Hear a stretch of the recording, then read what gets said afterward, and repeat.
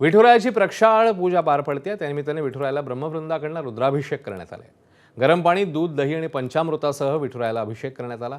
यानंतर देवाला पंचपक्वान्नांचा नैवेद्य दाखवून भरजरी वस्त्र देखील परिधान करण्यात आली आहेत। प्रक्षाळ पूजेनिमित्ताने देवाला उंची असे हिरेजडित अलंकारांनी सजवण्यात आलं। देवाचे राजोपचार देखील आजपासून सुरू झाले। तब्बल 19 दिवसानंतर आजपासून रोज देवाला निद्रा मिळणार आहे आणि देवाचे पलंग पुन्हा एकदा शेजघरात बसवण्यात आले आहेत।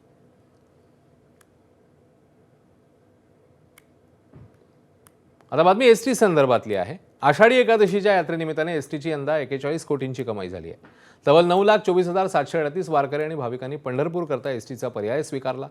एसटीने 5,500 विशेष बसेसच्या माध्यमातून 21,527 फेऱ्या केल्या, ज्यामध्ये एसटीने 41 कोटी 18 लाखांचा महसूल मिळवला। गेल्या वर्षीपेक्षा हा आकडा 5 कोटी 30 लाखांनी अधिक आहे। राज्यातील विविध विभागांमधून एसटीने आषाढी वारीकरता विशेष बस सेवेचं आयोजन केलं।